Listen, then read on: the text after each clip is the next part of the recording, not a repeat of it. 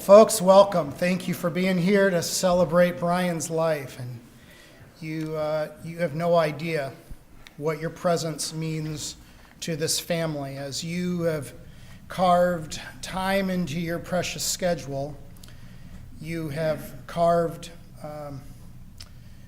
just amazing feelings of warmth and gratitude in the family's hearts. And so for that, they're very thankful for you being here and your love for Brian, and also for your support from them as they go through these difficult days. I often tell folks at this point to take your mobile phones and check them.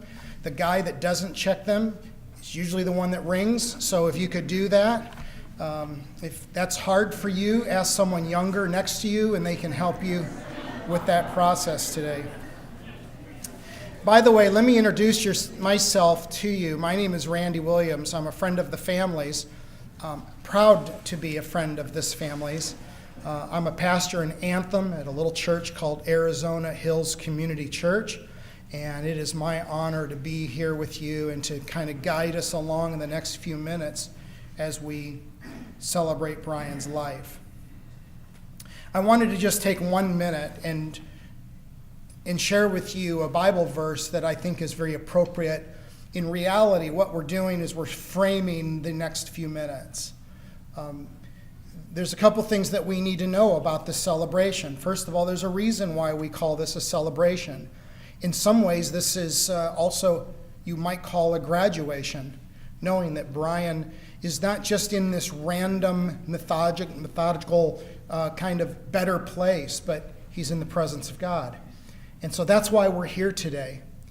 In the Apostle Paul in 2 Corinthians chapter 5, he makes a statement that's unique. He says, "For we know that the earthly tent that we live in, when it's destroyed, we then have been given a building from God." And what Paul is saying is, when we live on this earth, these are tents, and these aren't designed to be lived in forever. And there will be a day that each of us will have a celebration of life, probably not as packed as this one, but a celebration service of honoring you will probably take place nevertheless. And in this situation today, it's a little bit easier. The sting has been taken out of death just a little bit, because we know for a fact that he's in a better place. And you hear that phrase a lot, but we have confidence because of his relationship with God. So that's how we're framing this. And so you're going to hear some things funny, and there's going to be some laughter, and it's okay. You're going to think we're at a funeral. What is that pastor doing up there? He's a nut job. Well, he is, but I'm one that knows for a fact, because I've spent time with this family, that Brian is with God. And so for that reason, we're going to just keep this light and celebratory, and I hope that's okay with you, and that's the direction that the family has asked us to go. So I'm going to open up in a word of prayer, and then I'm going to ask Tom Jr. to make his way up here and read to the summary of life. God, thank you. As we open up this time of celebration, we want you to know, first of all, that we're just grateful that Brian is in your presence. And time is moving at a very different pace, because now he's in a place where there is no time and space. All I know is that he's in your presence, and that's all I need to know. However, this family, they're searching. They're searching their hearts, and their pain is real. God, I pray that you'd provide grace at a level that they don't even know exists. And that every day that they would find something or someone that can give them hope for that day and the future. And so use this hour, God, to celebrate Brian's life, and may everything that we say and do honor you as well. In Jesus' name, amen. And I'm going to invite my friend Tommy up here, please. Thank you.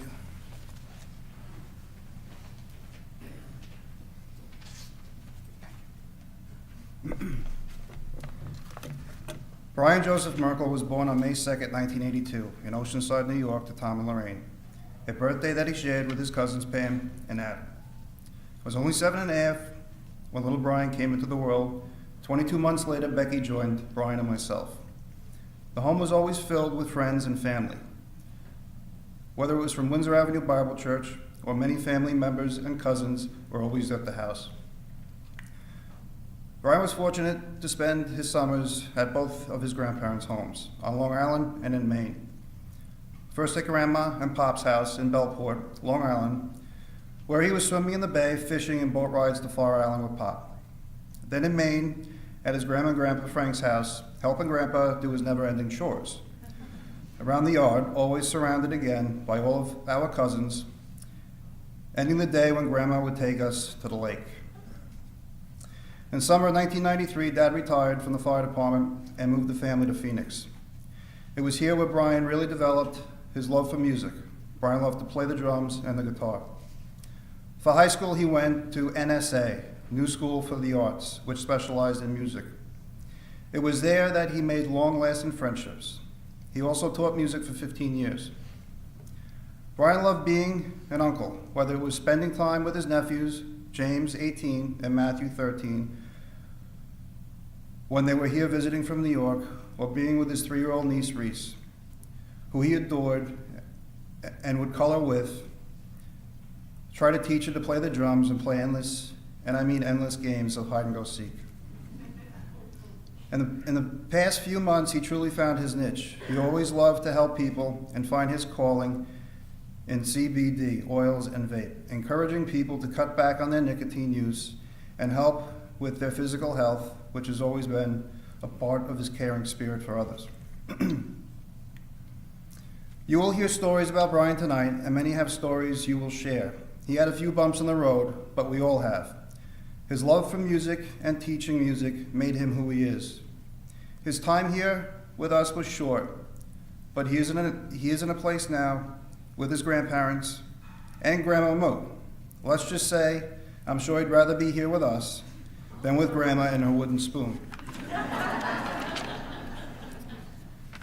Brian will truly be missed, but the man upstairs called him home. I love you.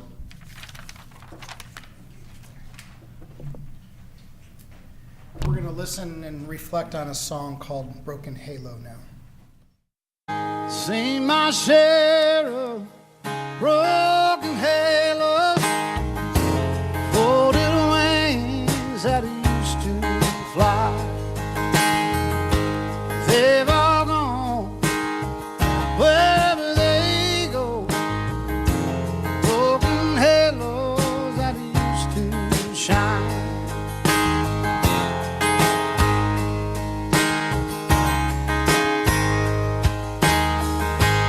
Angels come down from the heavens just to help us on our way. Come to teach us, then they leave us, and they find some other soul to save. Seen my share of broken halos, folded wings that used to fly.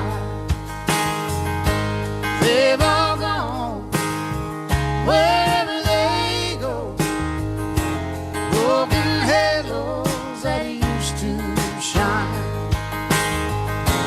broken halos that used to shine.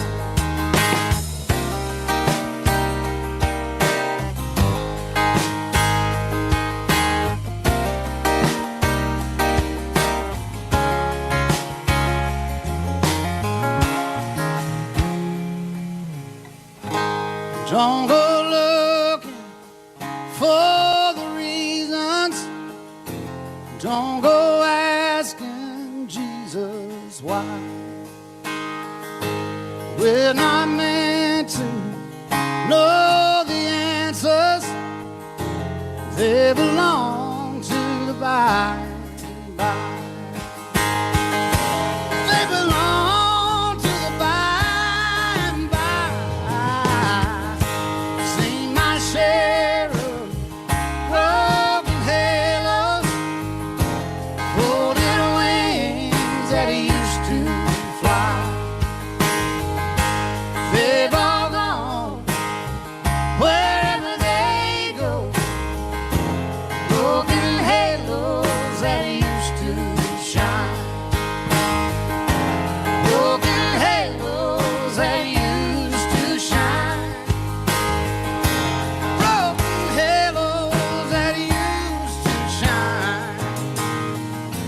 broken halos that used to shine.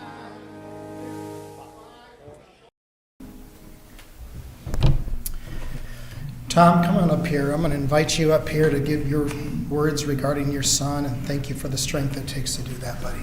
Thank you, sir. I didn't know he had so many friends. I thank you for coming.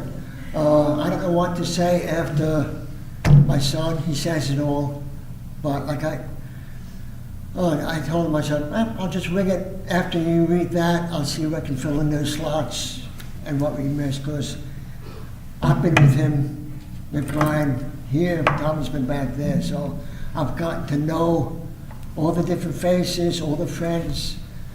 I hugged a lot of people tonight. You hugged me back.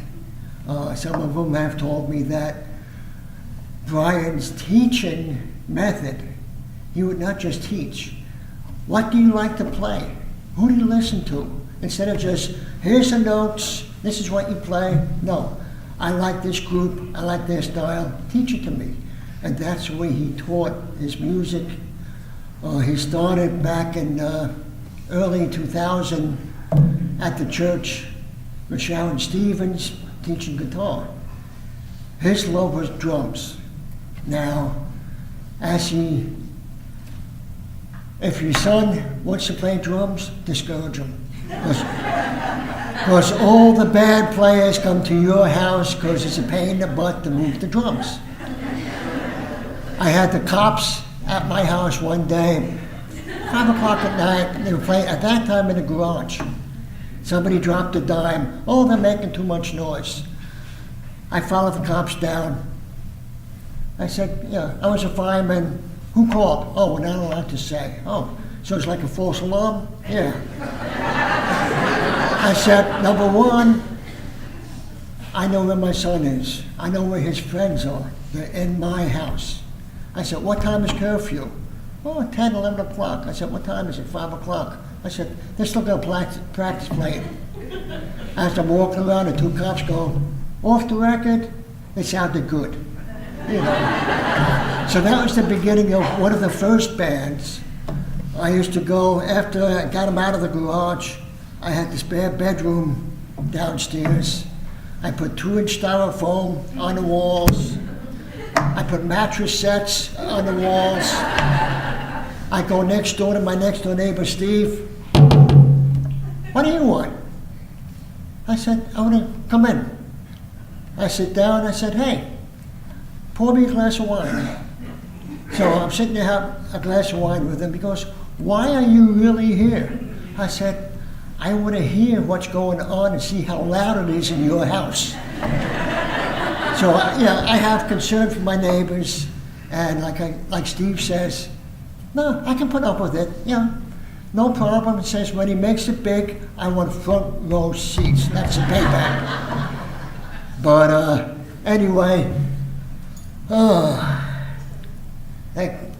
he went to the New School of the Arts. There was 5 of them: Brian, Aaron, Sloan.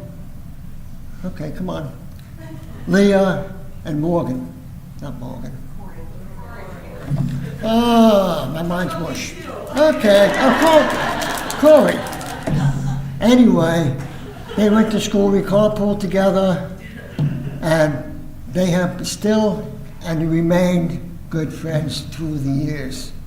You meet acquaintances, but you have very few true friends. I'm looking here now tonight, standing with Molly in the back. Man, he had a lot of friends. You know, I'm dumbfounded. But anyway, making it short, the day Brian fell off the roof, that was a speed bump. He had a couple of speed bumps in his life, like we all do. Anyway, he had found out that a friend of his had died that morning. But that was the first big dust storm we had. I used to go up on the roof of the AC unit, watch a dust storm come in. So he was going to do that. The ladder kicked out, he fell, broke his ankle, shattered his heel, broke a vertebrae in his back and neck. He was devastated because I'm a drummer. I can't play drums. So we've been fighting that for 2.5 years. We, as parents, welcomed in our house, and transported back and forth and tried to support him. Day-to-day struggles, getting back into the mainstream, because he was limited to what he could do, physically. Neck hurt, back hurt, ankle. He still has 2 severed ligaments in the ankle. So now when he tripped and fell, broke his collarbone, it's, oh, Dad, I love drums. How am I going to play drums now? He's supposed to be in LA sometime this month doing another set with friends. It is what it is. Okay. His tattoos. Each tattoo, there's a tattoo of the friend that died the day he fell off the ladder.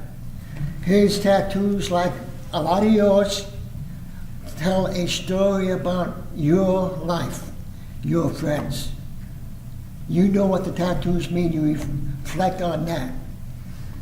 How many have seen his one hand that has 9-1-0-3 on it? Okay, I see a lot of hands. You know what it means? He honored me as his father. I was a fireman in New York City. He put me on his body, on his hands. When I first, what are you, stupid, doing that? But as I grew into it, as we talked, he's honoring his father who he loved. I loved him as a son, and I lost my best friend. But I look at it this way. God has a plan. Everybody here is a gift from God. I had that gift for 35 years, and I am thankful for it. Thank you.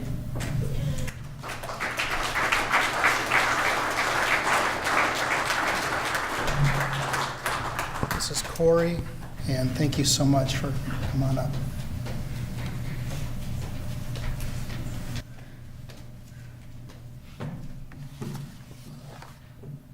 There's a lot of people here.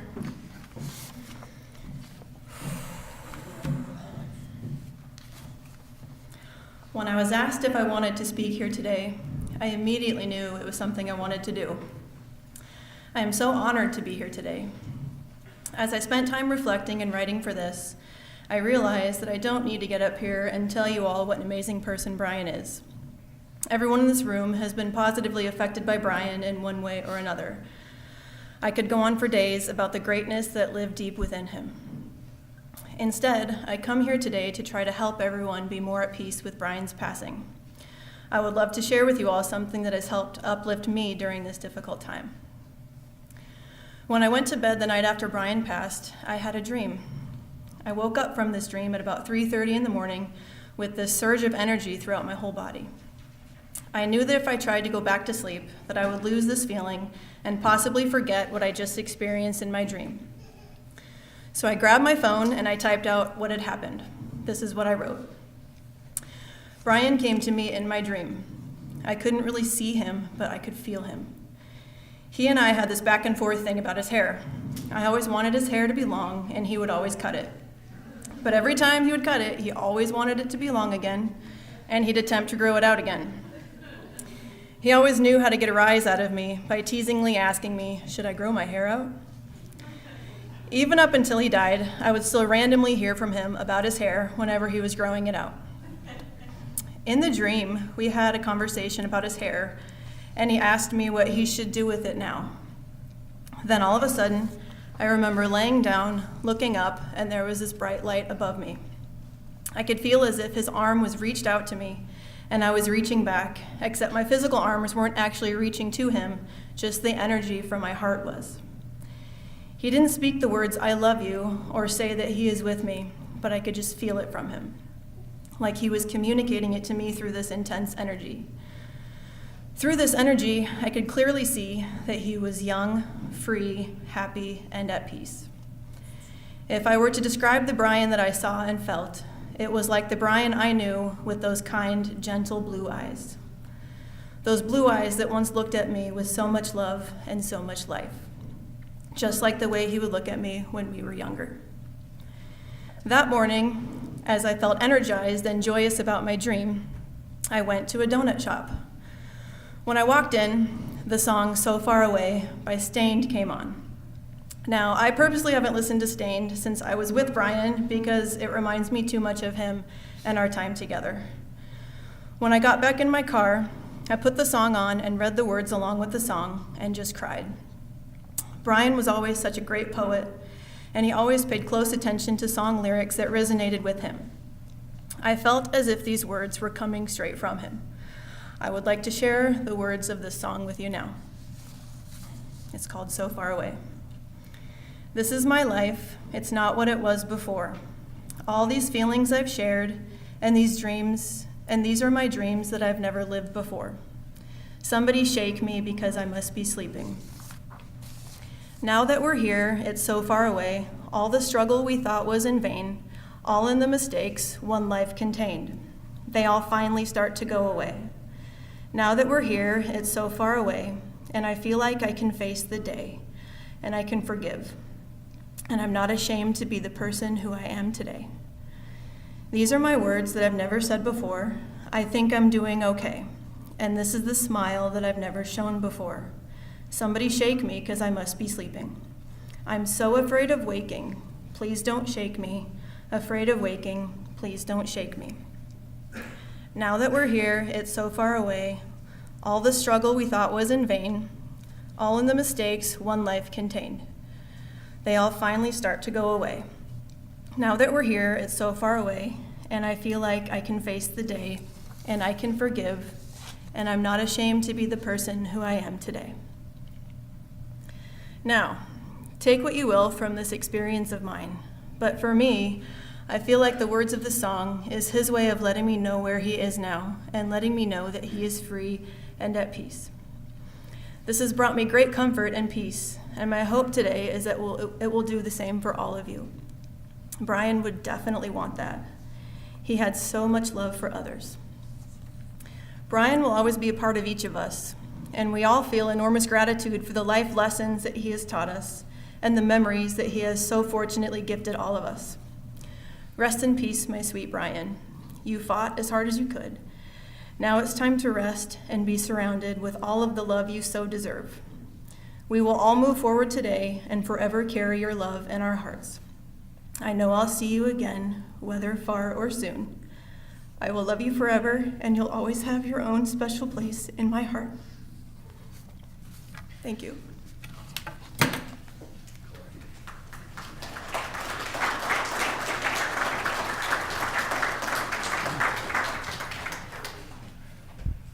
This is my new friend Jackie. She is Brian's sister-in-law. Do you have copies, sweetheart?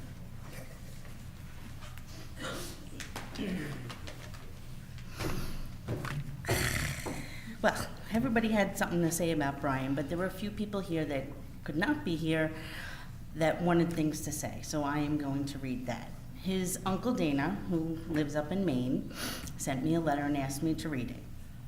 Brian, it's not that often that I try to put my thoughts down on paper, but here goes.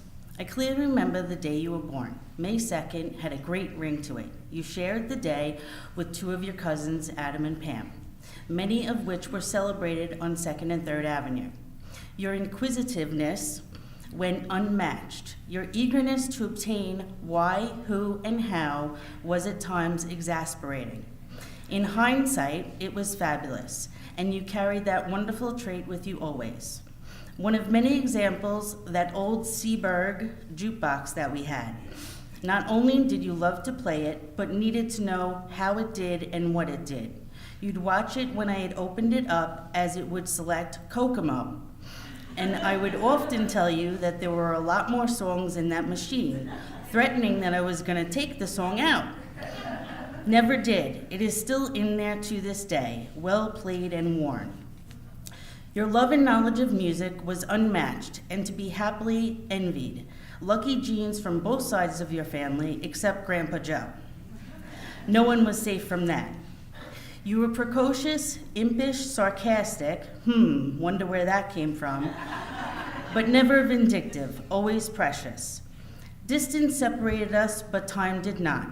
Generally picked up where we left off, and we always parted, love you, Unc, I love you too, B. So as you set out on this new and final journey adventure, go with God's speed, and the knowledge that you will live on in our hearts and memories. Love you, Brian, Unc. My mother, Brian's grandmother, wrote this to me a very long time ago. When the golden sun is setting and your feet no longer trod, may your name in God be written in the autograph of God. I'll be seeing you. So that was one. Then we got another letter from Uncle Dana's daughter, Brian's cousin, Christina. I'm going to read that one too. Bri, not being able to be near to you more than a handful of times for the last 20-something years has surprisingly not hindered our ability to communicate on a regular basis, thanks to AOL Instant Messenger and Facebook. You were always good for a quick debate on music theory and greatness, or to chime into a ridiculous political topic being hashed out, or to just say that you were thinking of me and love me. You once told me, "It's just smoke and mirrors, Chris." You were right, it really is. My memories of you are mostly filled with summer and sunshine on Town Farm Road, nights in campers, no bug spray, and very little sunscreen. Climbing trees that were way too tall, building forts in Grandpa's driveways, island trees with all the cousins, and having imaginary wars over God knows what. Playing Kings in the Corner, Sorry, and War on the living room floor, telling terrifying ghost stories by the light of a silver-colored stick flashlight. Goody's Labyrinth Jaws, watching or someone dared you to take a bite of the rotten wood on Grandpa's truck in the woods, and you actually did it. You were B.A. You were smart and stuck up and cared for your family in a way that you should be proud of. I'll miss you forever. See you on the other side. And I just want to say, if I can, we were in New York, so it was very difficult for us to be close to Brian, Becky, Reese, Grandpa, and everyone here on the West Coast. But I do appreciate my children were always out here for 6 weeks every summer, and they'd always go with Brian, and he would always spend his time with them. And I'm just sorry that we didn't have more time, and that he could never get back to New York, because every time you talk to him, I'm coming. We don't have to wait anymore because we know that you'll always be with us. Love you.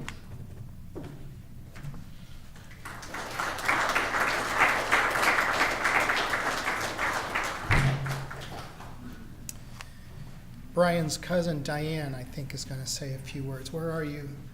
Diane, come on up here. Thank you.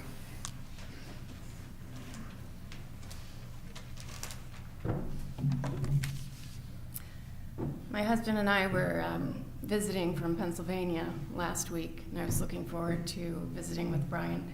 I hadn't seen him for 8 years. And the day after we arrived, I got a call of his passing. And so I just wanted to take this opportunity to just share my snapshot of Brian. My husband, Alan, and my 3 girls know how much I loved my cousin Brian. He was often in my thoughts, my conversations, and certainly in my prayers. We may have been separated by many miles, but I feel we were always close at heart. I think that I was thinking that I was the favorite cousin, but I think that he made everybody feel that way. Brian and I bonded many years ago. For those of you who don't know, I am the older cousin who tweaked his nose until it was black and blue. And he was probably about 4 years old, and I may have plucked a long, beautiful eyelash or 2. He never let me live that down, but always reminded me with a wink and a laugh, and of course, another opportunity to pinch his nose. Through the years, I was aware of Brian's struggles, the demons he faced, and the suffering that was incurred as a result, and I was burdened by it. suffering not only for himself, but for those close to him. But more than the sum of his suffering, as we are here to celebrate his life, of this I am certain, that Brian was a soul made in the image of the divine creator, and underneath the layers of strain and strife, there was a pure, vibrant, radiant light, a light that was caring and kind, sensitive and talented, fun-loving and outgoing. This is the Brian that I cherish and will always choose to remember. And so, Brian, as you experience this sleep called death, as you awaken on the other shore, may you find all peace and comfort, refreshment, reprieve, and freedom from all of this life's cares.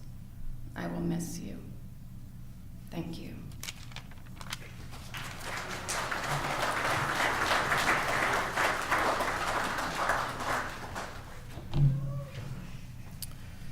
This comes to us from James. James writes, Brian Joseph Merkel was a very unique person, from his taste of music to always adopting a deaf dog and making it like his next of kin. I remember every summer I would come out and we would have our yearly trip to Peter Piper Pizza, and I'd spend all his money and we'd just have a good time. I remember my first year out, Brian had a gig and I went to it, and I was about 7, and he was just always looked so happy when he played. Brian was and had been the only person to call me James Joseph, and will probably be the only one to ever call me that. I still remember being in Graham's kitchen and fighting ABT? About, got it, okay.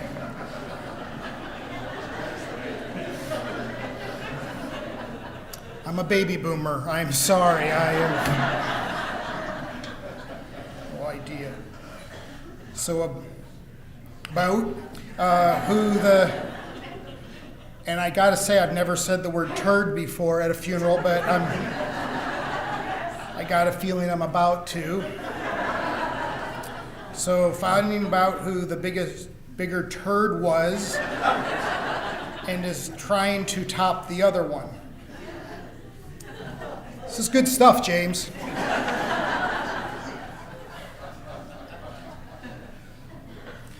I remember the last time I talked to Brian, he sent me videos from when he was in LA, and I was happy for him. And I just loved hearing him play, and I couldn't wait for the next trip out there so I could hear more of what he was doing. He always knew how to make me laugh with his silly faces. Thank you. We don't have a ton of time for this, but I would love to just offer to this huge room just packed full of people who loved and adored Brian. Perhaps you could just from where you're seated, not make your way up here. I wish we had time for such a thing. But if you could give us 1 or 2 words that best describe maybe not just Brian, but maybe the relationship that you had with him. You can't use turd because that was used already, but I don't know if there's a word or particular that comes to your mind. Obviously, he was extremely intelligent and he very creative and those things that we've talked about, but is there a word or 2 that needs to be declared on this night as we celebrate who he is? And so from right where you are, if you could just slip your hand up and just give me that one word, that would be great. I was with Brian and Yvonne. We were with him in LA for the recording session. Oh, wonderful. And during the recording session, his foot, as we all know, was broken, and he would still play until it was twice its size. Wow. And we would both look at him and be like, dude, you okay to play? Yeah, I think I can cut the next take. By the end of the second night, I started calling him Hop Along. Because by the end of playing each day, he was hopping. He would start out walking just fine, but by the end of the day's playing, he was hopping. And then we would go and we'd crash for the night. The next day we'd get up, he'd be the last one up. Yeah, I'm ready to go. And it would start all over again. So I would simply say, hey, hop along. Rest, my friend. Yeah, thank you. Laughter. Yes, sir. Lots of stories. A lot of stories. Thank you. Everyone seemed to agree with you, buddy. So, yeah, thank you. Yes. My blue eyes too small to room. Oh, thank you. Yes. Brotherly. Brotherly. It's very gracious. It's very kind. Thank you. Beautiful soul. Beautiful soul. Thank you. That means so much to the family. Thank you, guys. Anything else? These are so helpful. Them to know kind of connection you had with him. Yes. He had a real unique and dedicated love of children. Oh, Yeah. That was just really amazing thank you. and beautiful. Thank you. Yes, ma'am. Brian loved family. He loved his family, but he loved family. Family. Thank you. Thank you. Family.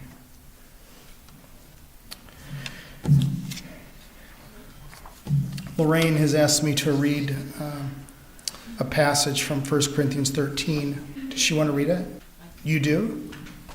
Would love it. I would love it. Thank you. It's right here on, waiting for you.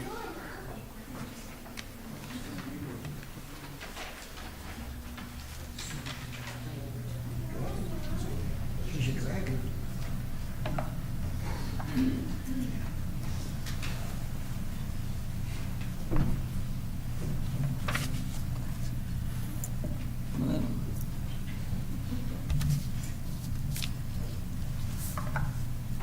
Well, like everybody said, Brian's love for his family, for his friends, his love for the underdog, his love just for everybody. So I felt I would like to read a passage from 1 Corinthians chapter 13.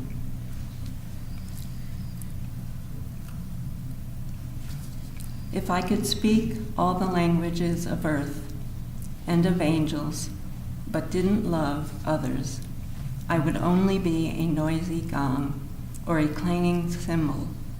If I had the gift of prophecy, and if I understood all of God's secret plans and possessed all knowledge, and if I had such faith that I could move mountains, but didn't love others, I would be nothing. If I gave everything I have to the poor and even sacrificed my body, I could boast about it, but if I didn't love others, I would have gained nothing. Love is patient and kind. Love is not jealous or boastful or proud or rude.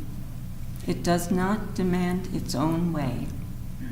It is not irritable, and it keeps no record of being wronged.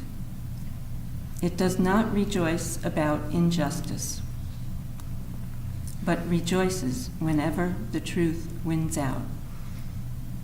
Love never gives up, never loses faith, is always hopeful, and endures through every circumstance. Prophecy and speaking in unknown languages and special knowledge will become useless, but love will last forever. Now our knowledge is partial and incomplete, and even the gift of prophecy reveals only part of the whole picture. But when the time of perfection comes, these partial things will become useless. When I was a child, I spoke and thought and reasoned as a child. But when I grew up, I put away childish things. Now we see things imperfectly, like puzzling reflections in a mirror. But then we will see everything with perfect clarity.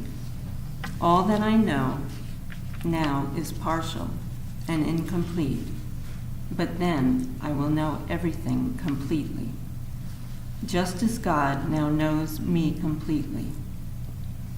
3 things will last forever: faith, hope, and love. And the greatest of these is love.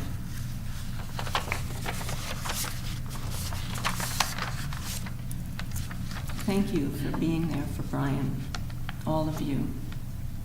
He loved each and every one of you.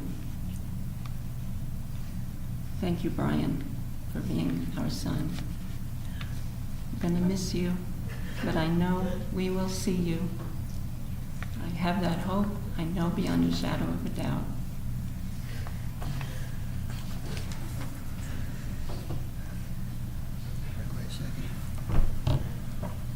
I'm off script. I just want to make a invitation to anybody that wants to stop by my house, sit and talk. We can get to know you better, know his friends. You're welcome anytime. It's an open house.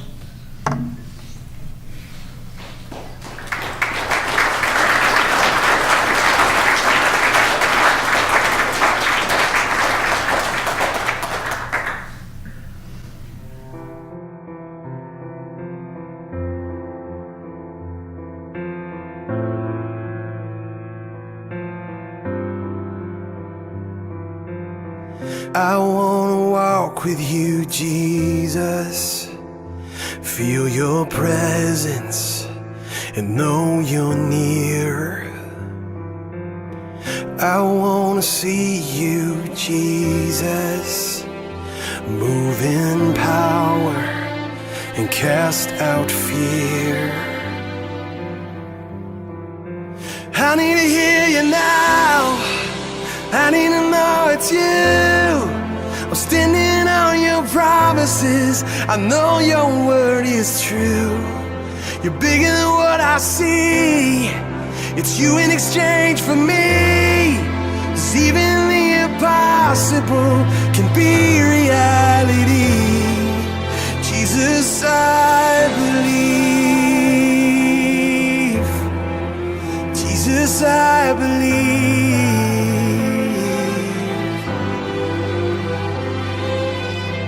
I wanna say what you're saying, speaking life to what is dead.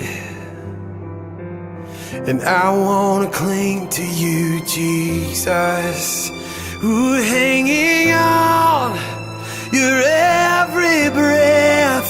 I need to hear you now, I need to know it's you. I'm standing on your promises, I know your words are true. You're bigger than what I see, and it's you in exchange for me. 'Cause even the impossible is your reality. Jesus, I believe. Jesus, I believe.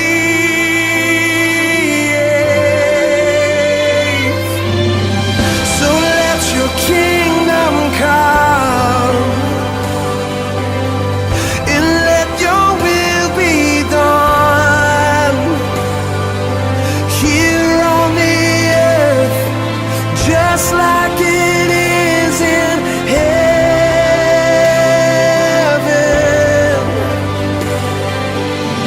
God, let your kingdom come,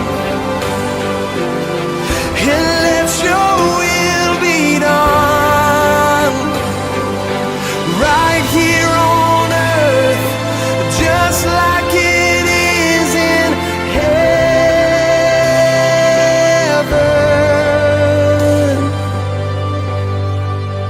I need to hear you now, I need to know it's you. I'm standing on your promises, I know your word is true. You're bigger than what I see, it's you in exchange for me. 'Cause even the impossible is your reality. I need to hear you now, I need to know it's you. I'm standing on your promises, I know your words are true. You're bigger than what I see, it's you in exchange for me. 'Cause even the impossible is your reality. God, even the impossible is your reality. Jesus, I believe. Jesus, I believe. Help my unbelief, God. Jesus, I believe.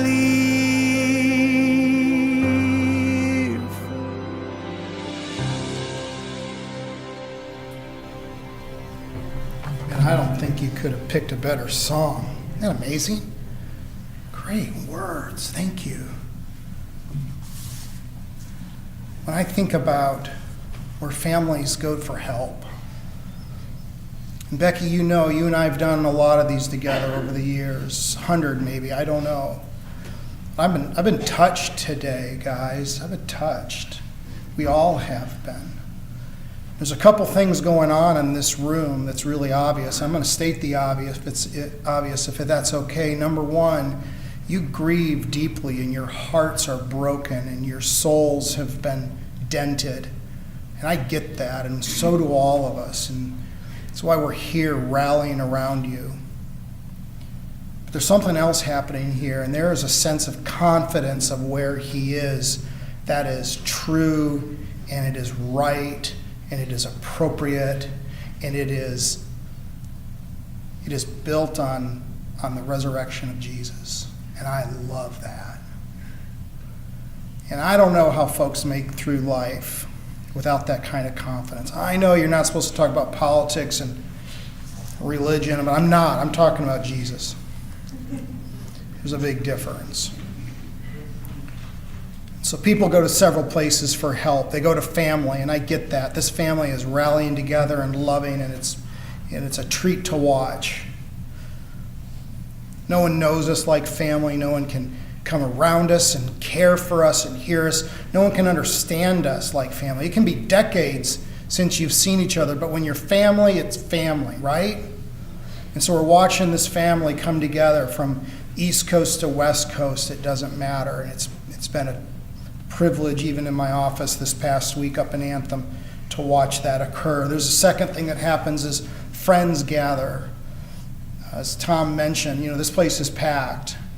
And that's good for their souls, knowing that so many of you, some of you may not even have known Brian, but just know the family, because you're doing the right thing. You're doing what is right and hard to do by coming here. There are many different places where you could be tonight, and you've chosen to love on this family. There's a third source of support, and that's fortitude.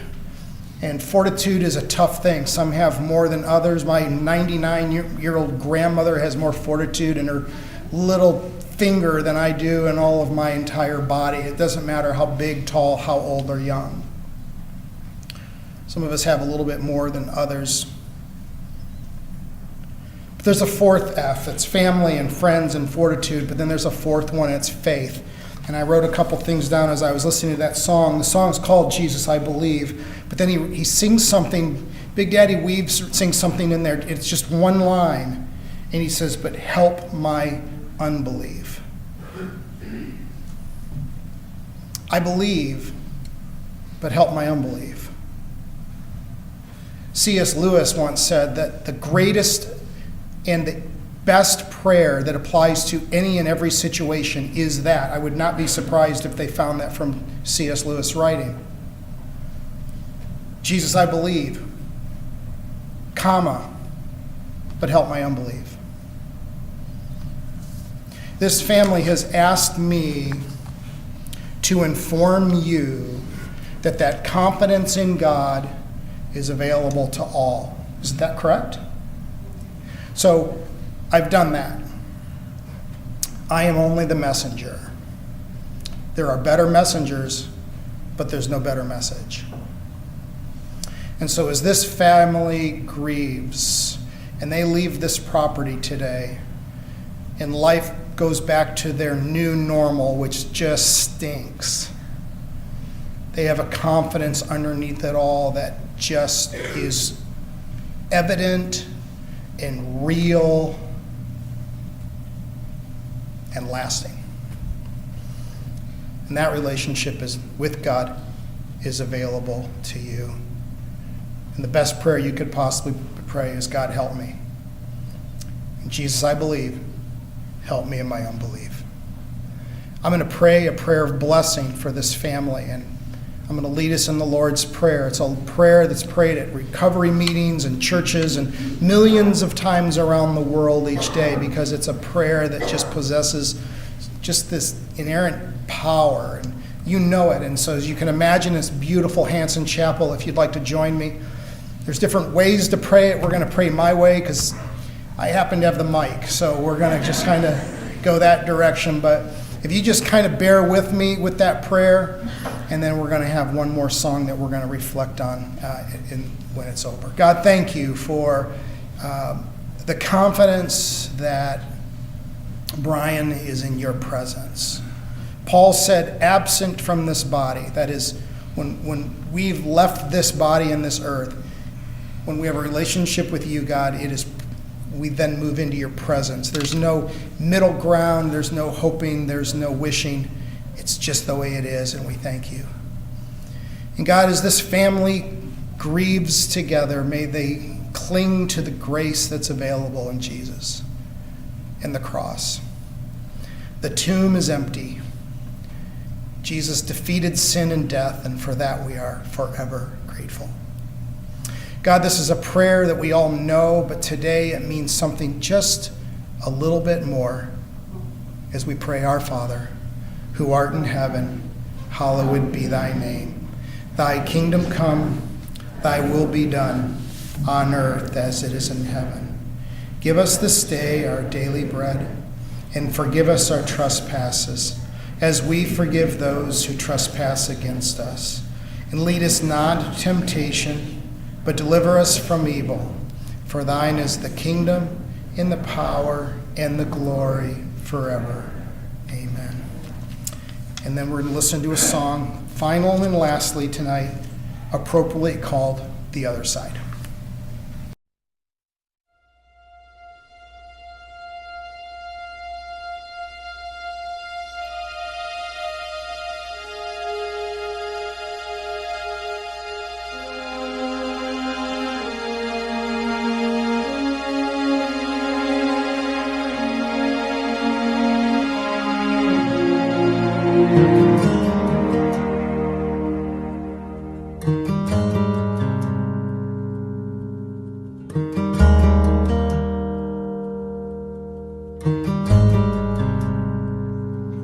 On the other side, the sun always shines. No minutes, no hours, there's no such thing as time. Where the streets are paved with gold, and you never grow old. On the other side, on the other side, everybody sings. There's miles and miles of flowers and lots of pretty things, where the sky's a perfect blue and everything looks brand new. On the other side,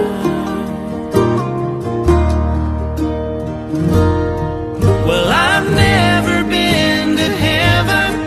I didn't know what it was like, but God let me have a glimpse in my dream last night, and I could see you smiling.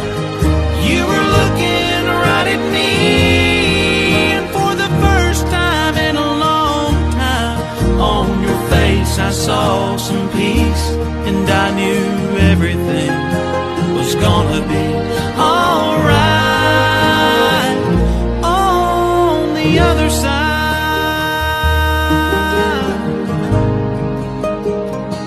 on the other side,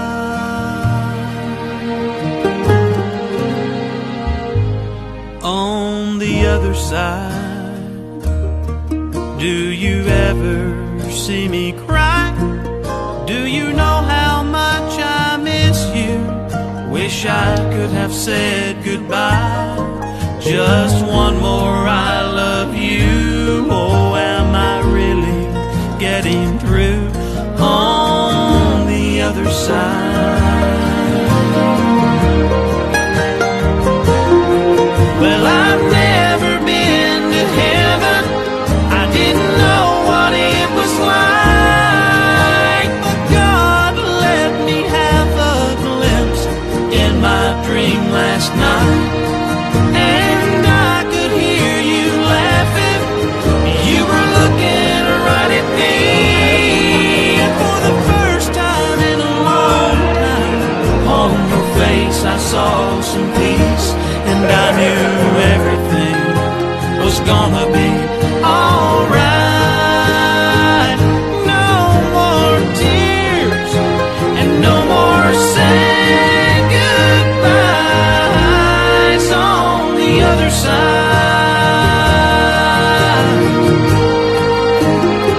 On the other side.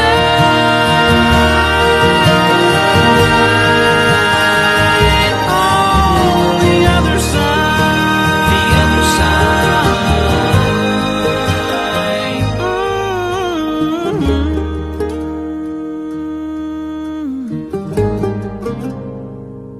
I'll see you on the other side.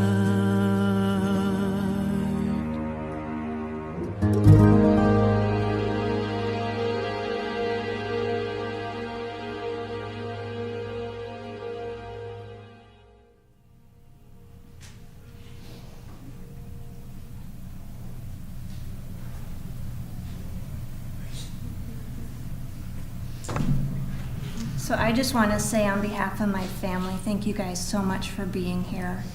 There is a videographer in the back, so to kind of share with family and friends that couldn't be here, we'd love for you to take the opportunity to, share some stories of Brian with him. And as much as, I gotta be honest, as much as Brian, with me, being the little sister at times could kind of be a pain in the blank, one thing I have to say is he'd always be the first one to say, I love you. So it's my turn to say it first. I love you, Bri.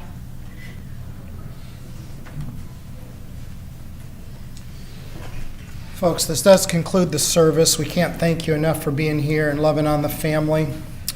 They're going to be hanging around here, right? Yep, and so you're welcoming every hug that you can get. So we're glad that you guys are here on behalf of the Hanson family and this family and myself. Thank you for being here.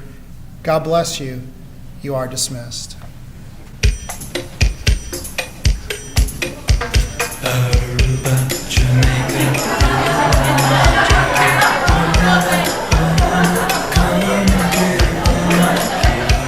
Montego, baby, why don't we go Jamaica off the Florida Keys? There's a place called Kokomo. That's where you wanna go to get away from it all. Bodies in the sand, tropical drink melting in your hand. We'll be falling in love to the rhythm of a steel drum band. Down in Kokomo, Aruba, Jamaica, ooh, I wanna take you to Bermuda, Bahama, come on, pretty mama, Key Largo, Montego, baby, why don't we go to the Kokomo? We'll get there fast and then we'll take it slow. That's where we wanna go. We gotta go, Martinique, that Montserrat mystique. We'll put out to sea, and we'll perfect our chemistry. By and by we'll defy a little bit of gravity. Afternoon delight, cocktails and moonlit nights. That dreamy look in your eye, give me a tropical contact high. Way down in Kokomo, Jamaica, ooh, I wanna take it